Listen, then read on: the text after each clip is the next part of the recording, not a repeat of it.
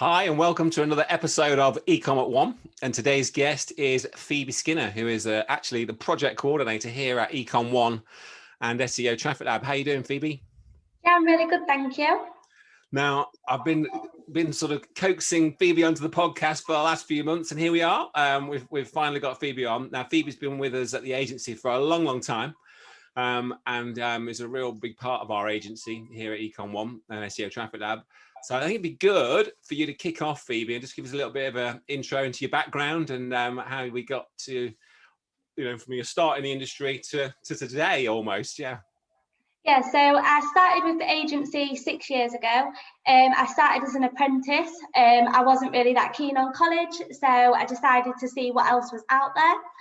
And then I've worked on several projects since then, and now I'm the project coordinator. So I work with the SEO team on the day-to-day tasks, and also help with the management of all the different projects. Great. So started as an apprentice, did that apprentice program. I think a lot of people listening, that are starting in their careers, there's that choice, isn't there? You've got university or college, then university, then you've got an apprentice. I think more and more people now are doing apprenticeships, and I think it's been fantastic to see your progression in the industry. I think Phoebe is very what's the word? What's the word I'm looking for? She looks after a lot of things within our industry, within our agency. So literally hundreds of different projects over the years that Phoebe's project managed with the wider team. So she's fantastic. So okay, I think obviously a lot of things you've done over the last sort of 6 years. You've almost been with the agency and in the industry from school. What would you say has been the biggest life-changing sort of moment within that period? I think for me, it's just been the opportunity to grow. So obviously starting as an apprentice and now being a project coordinator, I've had the opportunity to work on so many different projects. And I started from just basically doing the basics of writing meta and blogs. Yeah. And now I'm like a lot more into it, and I'm writing like bigger blogs, and I'm also looking at the local SEO side, which is something that I really enjoy. And also I think like just the project management side, like it's something that I really enjoy doing, and I'm really glad that I got into that role in the most recent years. But also on a more personal level as well, obviously with the growth that I've had, it's also allowed me to buy my own house, which obviously I wouldn't have been able to do if I'd not had the growth of being at the company. Yeah. So yeah. It's been really good. Yeah, I mean, literally from stepping into the industry, and one of the first tasks that a lot of people do in our agency, and I think in a lot of agencies, is obviously to understand those fundamentals. And some of those fundamentals, then it's almost like earning your stripes in an agency, in an SEO agency particularly, where we sort of most of our people that come into our agencies, it's sort of like it's like the wax on, wax off of the Karate Kid, doing a lot of tasks, and then earning the stripes and then going on to other tasks, which, take that as you will. But I think, maybe writing 10,000 meta, and then that's years ago now. And then, now project managing, very large projects for companies that have, hundreds of locations. And I think obviously talked about quite a few things there. I think local SEO is a huge area. So I know it's a huge area for businesses as a whole, specifically now while we're all locked down more, and we're trying to support that local environment and the local traders and local businesses. But I think just to maybe go back a step, what is the difference between local SEO and national SEO for those that are listening? Because we've got a lot of e-commerce stores that will sell nationally, but what's the difference between sort of local SEO and national SEO? So I think like the methods behind them both are quite similar, but with local SEO, you're trying to target a more like smaller location and like a more specific location, whereas with national SEO, obviously it's a lot more broader. So an example really is like a family-run florist, for example, is going to be wanting to target a much smaller specific audience, whereas a multi-millionaire business selling computer components are obviously going to be trying to go a lot more broader. on a national level. Yeah, definitely. So obviously a lot of it is very similar, so it's still very important to make sure that you do keyword research, so you can find those primary keywords and secondary keywords. But at the same time, obviously it varies on which keywords you're going to go down. So for example, with local SEO, you're going to go for keywords that have got more of your like location in. So for example, if you was a florist in Manchester, you'd be looking at keywords like florist in Manchester. Whereas obviously the more national ones are going to be a lot more broader and have like higher volumes. Yeah. So I think there's a lot of things to think about there. So the e-commerce stores listening into the eComOne podcast, which we assume, and we're pretty confident that 99% of them are, the clues in the name, eComOne. They'll be maybe asking, well, I don't sell that much locally. It's all national. Why do I need to be worried about local SEO? Why should e-commerce businesses want to rank for local terms instead of going after these bigger terms? I think would be a good question.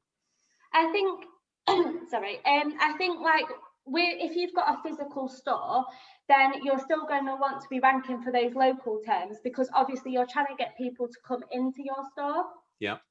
So with the national keywords, obviously you're going to be more likely to engage people to have a look online. Whereas if you've got that physical store, then you're going to like increase your visits physically by doing the local SEO side. So ranking for those local keywords. Okay. So as an e-commerce store, we've got those national, those bigger head terms that are, like the holy grail almost, and where we want to get to. But let's not forget the fact that there is this element of local, specifically if you've got a store and a national, which I know some of you guys listening in will have both. You'll have, a lot of our clients and a lot of our listeners have retail stores or the ability to pick up from a warehouse location, which some of you may not want as much of. But the reality is, I think what we're saying is that obviously more and more people are buying local, if they can, and trying to support that local environment. And that's where you're getting that local inquiry. So when somebody types in that locality, I think the example you gave was florist in Manchester. If you're a florist in Manchester and you're listening to this, you may well sell £1 million worth of flowers through your e-com store, but you may well also do 100 grand locally or whatever it may be, and getting a piece of that pie at the same time. So,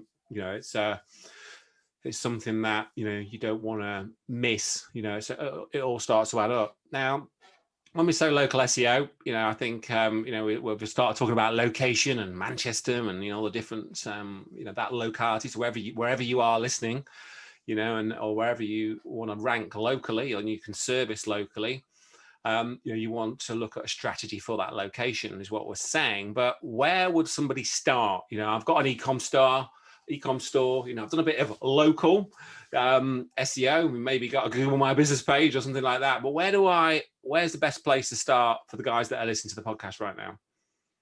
So I think with a local SEO strategy, there's a few things that you need to consider, like right at the start. So having a look at what your competitors are doing is obviously a really good way to start it, because that's where local SEO can help, because really you want to be outranking your competitors. So if you've got multiple, I'm going to go back to florists. If you've got multiple florists in a location, then obviously you've got a lot of competition. So making sure you're having a look at what your competitors are ranking for, seeing what local keywords they're ranking for, is obviously really important. And also then once you've decided on those keywords, you then need to make sure that they're all over your website, so within your content, on your meta, and then obviously that's going to give you more of an opportunity to rank. Also, a really important thing is making sure that your Google My Business page is fully optimized.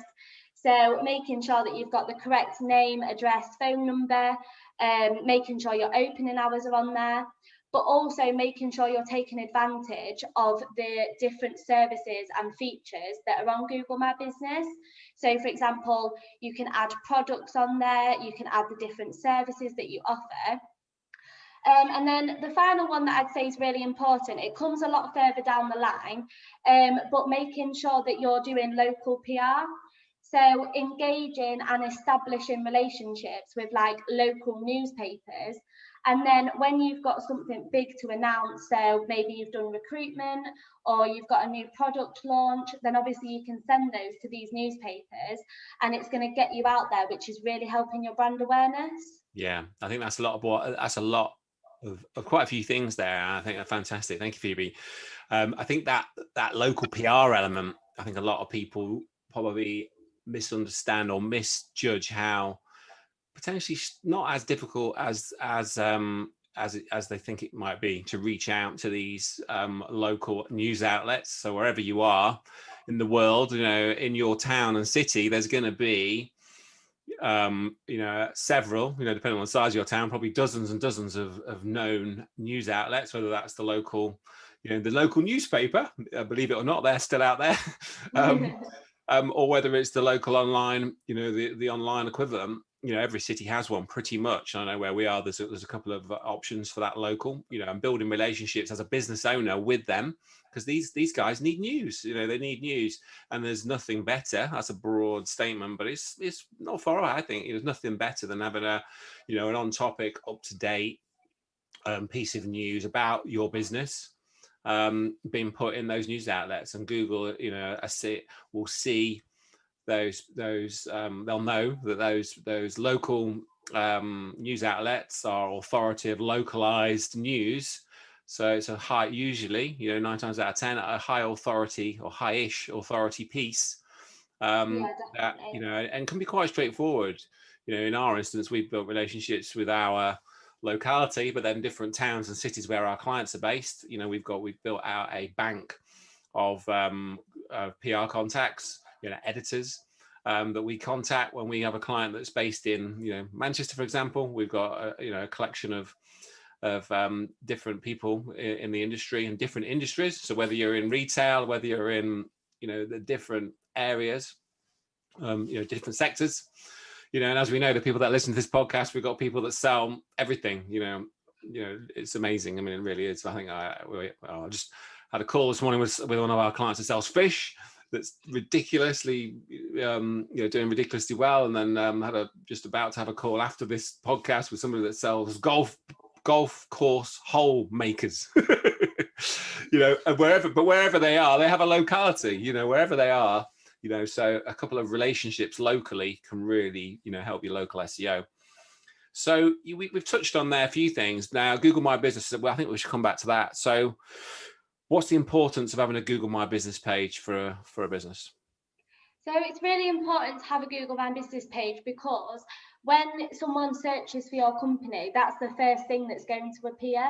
So obviously, if your customer's only wanting to know your address or your opening hours, then they can see that via your Google My Business page without even having to go onto your website. So it's really important to make sure that it's fully optimized. And also you need to make sure that the information is correct, because obviously if someone sees on your Google My Business that you're open till 5 o'clock, but really you're actually open till 3, then they're going to be very disappointed if they turn up to your store. Yeah. So especially with what's going on at the minute, it's really important to make sure that your opening hours are correct, because obviously I know a lot of shops and a lot of places have had to do restrictions on their hours. Yeah. So it is very important. And then also over like the last couple of years, obviously voice search has become very, very big. So what Google does is, if you were to search for florist near me, for example, it would utilize from your Google My Business page. So that's where it's getting the information from. So if your listing is incorrect, then the voice search result is also going to be incorrect. Yeah. So it's just not helping that customer relationship if it's not got the right information. Yeah, I mean, a voice search, could do a whole podcast on that, but I think the reality is, I listen to, I've got two teenage sons, as you know, and literally they just sit there like that all day, every day. So, Google search, Google, it's a whole new world sort of thing. But I don't do that, and I should do that really, because it's quicker. But that's just, I'm used to typing in, and that's where I am with it. But I know that sort of that generation and a few generations before mine, well, a few years before mine, that's quite a natural. So that, the benefit of voice search, and you making sure that Google My Business is set up properly. So what are some of the things specifically then with a Google My Business page that an e-commerce store can optimize? So obviously we've already touched on how important the opening hours are, Yeah. but also on Google My Business, you have the opportunity to add seasonal hours. Yeah. So if, for example, over Christmas or Easter, you've got reduced hours or you're completely closed, then underneath the opening hours section, there's a section to put in seasonal hours. So obviously this is really handy if you've got different hours over the periods.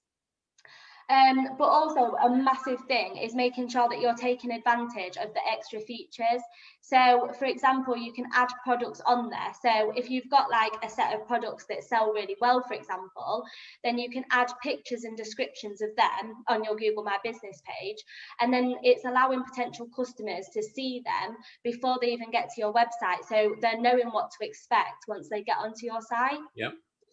And then something that Google have recently added is if you've got a cafe within your store, then you can now add menus to your Google My Business page. So you can add it as a PDF or you can add it as an image.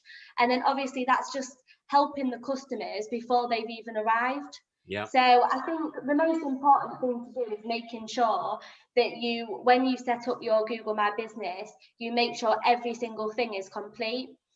When you go to the main home screen, it's actually got a percentage score. So if you're missing anything, then it will tell you what you're missing. And that's like the key areas that you need to make sure you've got on there. Yeah. Yeah. Another thing that we've seen with clients is sometimes when we manage their Google My Business pages, they don't have many images. So it's really important to have images on there because obviously people could use them for directions, or they could just use them to be nosy really and see what it is that you're selling. Yeah. So it's really important to have like the logo and then also the additional images that you can add. Yeah, I think that's a great, and it's quite straightforward, there. So I think you guys that are listening in, I think a simple thing for you to go and do is maybe hit pause now, well, in a minute, and go to Google and type in your brand name. So whatever your business is called, type that in, and your Google My Business page will appear on the right-hand side, typically 99 times out of 100. Right-hand side, and you'll see what your business looks like. Now, that image that you're staring at right now, does that reflect your brand as you want it? Is it a logo you created 6 years ago? Is it the old shop front? Or is it, if you're, obviously a lot of you won't have shops, we understand that. But is it the old logo? Is it the old warehouse? Is it the old team? Teams change, the team picture, our team is growing. For example, I look at our team page and it's not always, but it's I looked at it the other day. It's like, oh, okay, we've got 4 more people since we added that photo, so we need to get some new ones done, but it's a bit tricky at the moment, so we'll have to some magical Photoshop maybe soon, but probably not. But when we're allowed to go back in the office properly, we'll have to have a new one, but that could be a while. But yeah, so have a look at how you look now, but then you've got those interior shots, you've got those exterior shots, you've got the product shots, you've got the people shots, and other so just making sure they're fully optimized, and fully complete. There's ways that you name those images as well. So quite a few things there, but what would you say if I was to push you on a couple of sort of hidden gems, a couple of real sort of things that, some things there I think that you've gone through that the guys listening will be able to go through, and put some time into, but what are some things where, really going to sort of turn the dial on that local SEO? I think the most important thing to do, and like my biggest piece of advice, is just keeping up to date as well. So making sure that you're always looking out for new updates and new features that have been added. Going back to Google My Business in particular, they're always adding new stuff. So for example, due to the pandemic, they've released a feature now where you can add a service that will say that it's mandatory to wear a mask within your store, or it will say that you've got that you're going to clean down the sides, for example. So it's making customers feel like they can still come to you and that they are going to be protected. Another thing that they've added because of the pandemic is if you're now offering a delivery service or a pickup service and you've got particular hours for that, then you can now add these hours on as well. Yeah. So if you're not able to open, but people can come and pick stuff up from you, then you can add specific hours so they're aware of like the sort of times that they can go. So yeah, I'd say my biggest piece of advice is just making sure you're always keeping up to date, having a look at the news stories, making sure you're keeping up to date with like Google, and then you're going to find out everything and make sure you're implementing it straight away. So as soon as new stuff comes out on Google My Business, straight away we're sat and we're trying to work out where that's going to work for our clients. So we can make sure that they've got all of the up-to-date services as well. So keeping things up to date, I think it's key to a lot of digital marketing, isn't it? It's all right. People say, "Oh, I can do SEO. I can do SEO. We can do this. We can do." But things are changing. Things are changing. If you're not keeping up to date, yeah, you'll be doing okay, but you can be doing a lot better than that by keeping things up to date. And just keeping an eye on the changes. I know we blog quite a lot on both of our sites around local SEO. So I recommend having a look there as well, guys. Obviously seen a lot of changes over the last year with specifically about the COVID changes and the changes to Google My Business around COVID and the things that you can do. Working on a lot of interesting projects, as I know. But obviously you've worked on a lot. I mean, we're talking, I know hundreds and hundreds and hundreds and hundreds, 500-ish different local My Business projects. What would you say has been the most interesting project, and what are some of the elements of that project that some of the listeners might get some benefit from? So I'd say the most interesting project that I've worked on and that we're still currently working on is a client who's got 220 locations. So they're all in different sectors, but basically they came to us around 2 years ago and asked us if we would be able to manage and optimize all of their Google My Business listings. So 220 different listings. So obviously at the start it was quite a daunting process, having that many to optimize, but I think it was so interesting to see how many things were like missing from the listings. So it gave us a massive opportunity to add so many new things to them. Yeah. And then from that, we've also started optimizing their website. So there are different locations on their website. So we've done the keyword research, which has been very much local SEO keyword research, and also looking at their content and seeing how we can optimize that. I think the main thing that I took away from that project was like the management side. So we set up a Trello board, which is a project management software. And we basically listed out all of the tasks that we would be doing with the relevant deadlines. And then from that, we've known exactly what we need to do, when it's got to be done by. And then we've been able to have really tight communication with the client, and managed to build such a good relationship. And now I'd say it's definitely my favourite project to work on. So 220 plus locations, 7 different sectors. And obviously a tight relationship with the client. Obviously learned an awful lot from that project. And how long have you been working with them now? I think it's been nearly around 2 years. Yeah. So, and obviously it's always been like new tasks each time as well. Like each time we have meetings, there's always new things that we can take away. Obviously when the pandemic started, there was a lot of work that we needed to do. So a lot of the stores were like restricted hours, or some of them had to close. So we've had to do a lot of work on their Google My Business to make sure that it's like exactly the same as their website.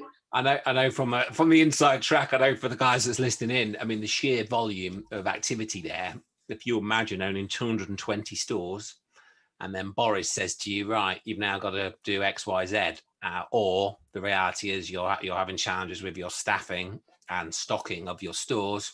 So it's no longer necessary for you to be, or you can't be open till 10 o'clock. You've now got to go in and change 220 stores, or even if it's 50 or 2 or 20 or 20, you guys listening, we've got a lot of other clients with multiple stores, whether it's 2, 10, 20, 50. You've got to go in and adjust you know, all those opening hours, all those COVID restrictions and COVID services that it's a big task. But when Google's deciding who to rank and who is the expert out there, because ultimately that's what it's about, you know, is how you're going to outrank your competitors, you know, when we're looking at it and drive traffic from real searchers. If you're the company that's active and consistent in your Google My Business, it's a big, you know, it's a big tick. It's not the only tick, of course, in the SEO matrix, but it's you know, on a local level, it's a huge one. That Google My Business, that local, you know.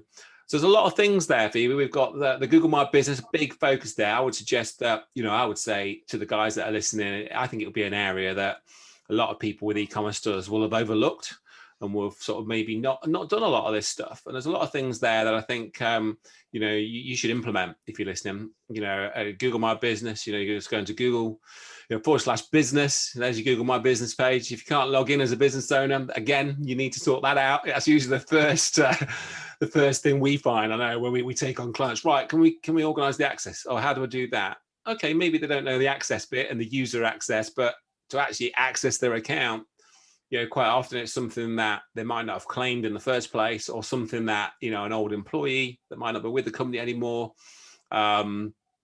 created or claimed and then managed, and now they can't get access to it. So it's going through that process, claiming it if you haven't, which most of you I think will have done, but then going through and having a look at your own, you know, look and feel. You know, I think personally, you know, I take, from my point of view, you know, we've had our agency for 11 years, in my previous business for 10 years. So 2 businesses really, or 2 parts of my life really that I've had businesses. And, you know, it's important to me, very important to me, what, you know, when somebody looks at our brands, because we've got 2 brands now, eComOne and SEO Traffic Lab, what we look like online, you know, and our reputation is important to me. And the way we look, the way we feel, you know, from an outside looking in. So when you go to Google, type in your brand, and it's got the old logo, that's not good enough. It's just not good enough. You know, if you've got, you know, pictures from 1988 or whatever, when you know, I'm not saying that there's an argument for that story of, you know, from where you were to, you know, showing that process and progress within your business, but does it represent you as it should? What do your reviews look like on your Google My Business? And that's another area of Google My Business.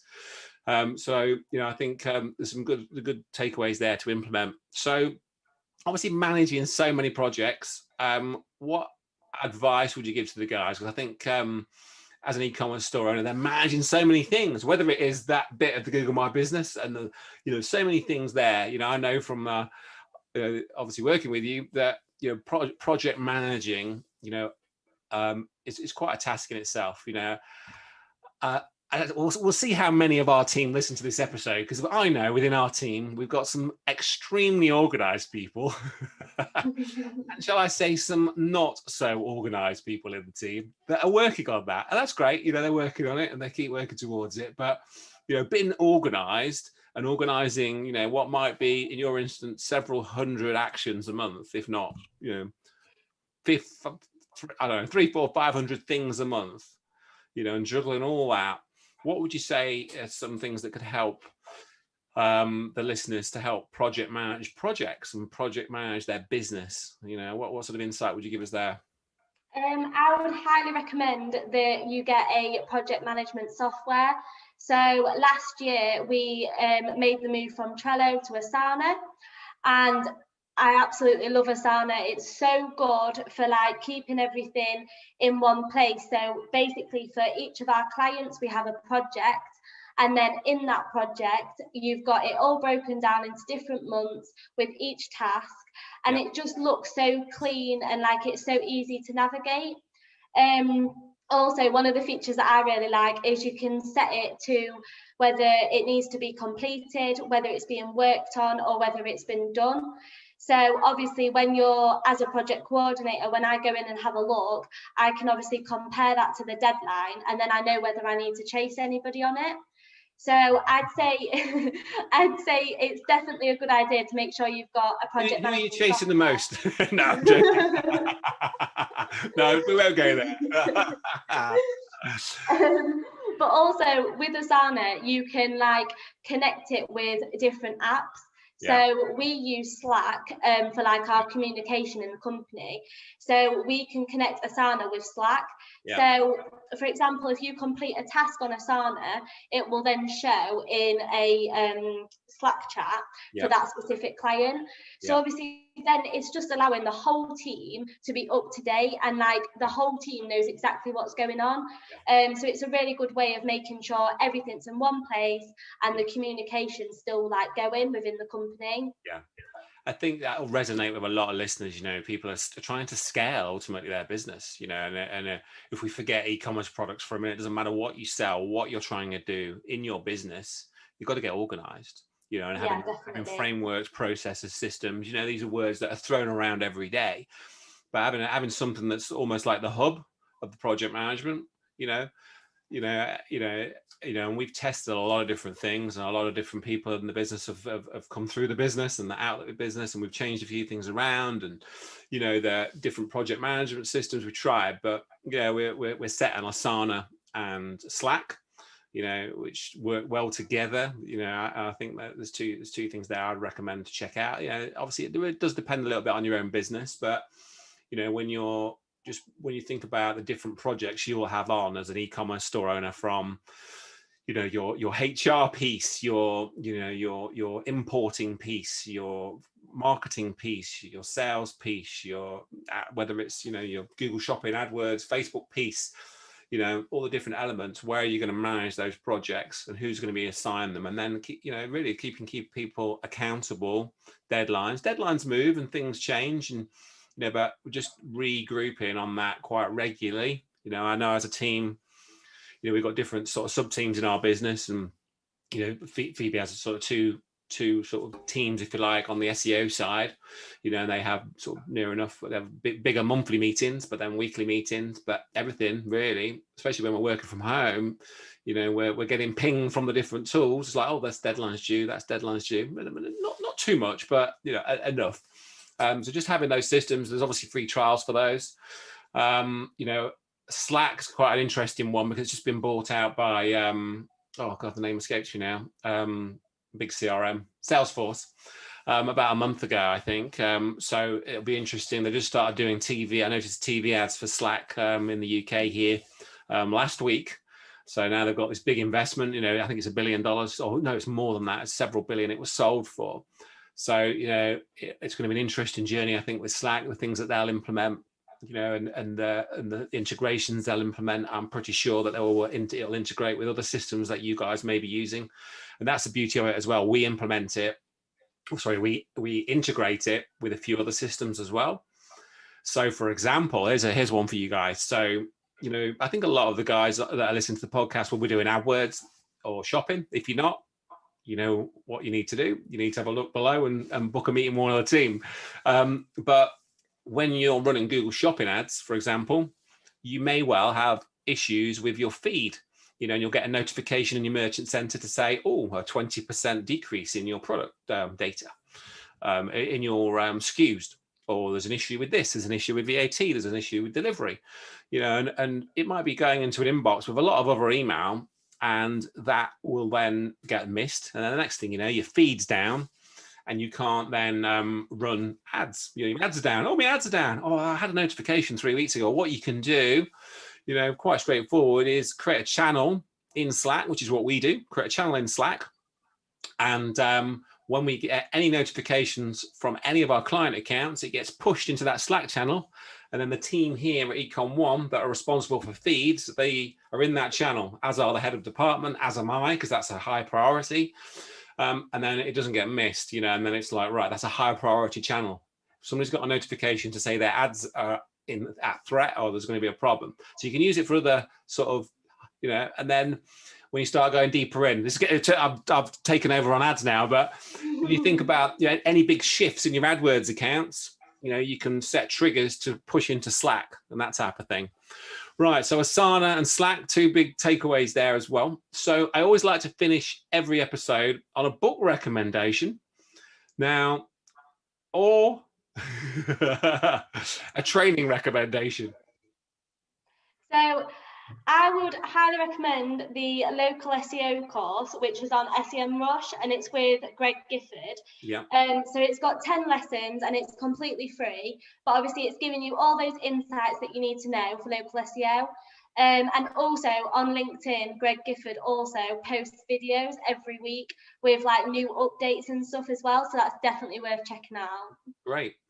Well, thank you so much for being on the podcast. For the guys that are listening that maybe want to contact you directly, that want to contact you and find out more about what you're doing on the local SEO in the local SEO space, what's the best way to do that? Just drop me an email. So my email's phoebe@ecomone.com, or you can also find me on LinkedIn. Fantastic. So LinkedIn, I know you're very active on LinkedIn. Well, thank you so much for being on the podcast, Phoebe. Thank you. And I'll speak to you later. See you later. See you later.